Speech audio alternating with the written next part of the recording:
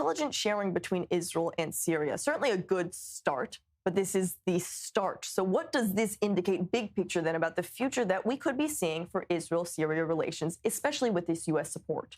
Well, Nicole, first of all, there are two parts. There's the part, as you mentioned, about intelligence sharing, and that's meant to prevent miscalculation, a popular word these days in the Middle East, between Israel and Syria, to have security collaboration or coordination between them and to try to be able to keep the peace. Then there's another part, and this is also important in terms of what happened today, renewing the dialogue between the two countries. Pay attention, Nicole, on diplomatic issues, on economic cooperation, and civilian issues, things that aren't necessarily related to security proper, intelligence sharing proper.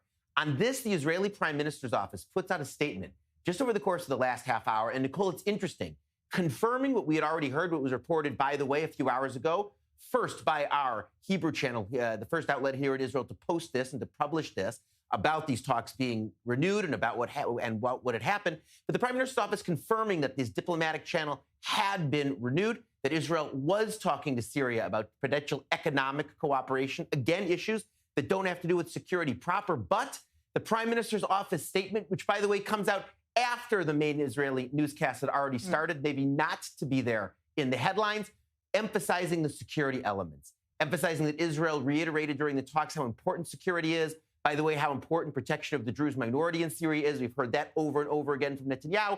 Essentially, Nicole, Netanyahu being as cautious as ever on this issue. That's been a trademark of his over the course of months in terms of dealing with the new Syrian government. We saw it in Mar-a-Lago. We've seen it over the course of months.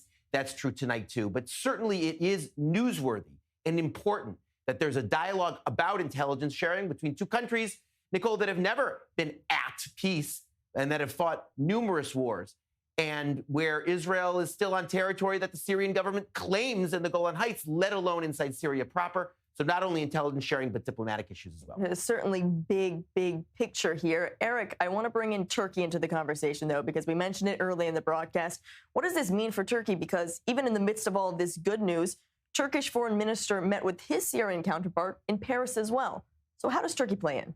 So Turkey wants to be the new Iran in Syria.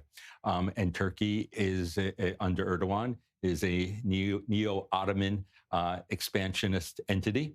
And it expects al-Shura to pay back because he would not be there if it wasn't for Turkey, and Turkey will not be shy about this. Now, I'm one person who's still skeptical about al-Shura. I'm not sure he has shed his jihadist spots. I think he's showing great pragmatism. I could tell you, unfortunately, that fell on a lot of deaf ears when I spoke in Washington, that people wanted to give him the benefit of the doubt, both sides of the aisle.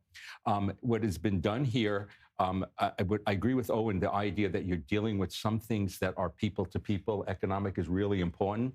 But I think, in essence, this is a deconfliction, de-escalation. And I think both Syria and Israel want to appease President Trump. He sent his A-team there. They had Witkoff, Kushner, Barak, and that each one needs to give something. Now, Israel has a lot of things it's asking on its 7, 8, 9 fronts, that's going to be out there.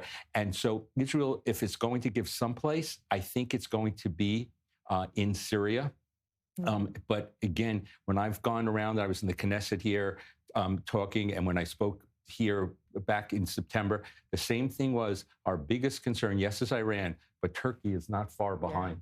And so I think what's going on here is good, if it could be quiet.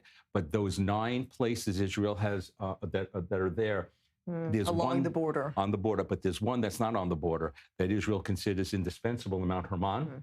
And it needs to be sold to the president that this is an American national security interest, that Israel have eyes across Lebanon, Syria, towards Iraq, and this is a very important thing. And that's where there'll be friction, besides withdrawal, besides a demilitarization south of Damascus. Yeah, certainly.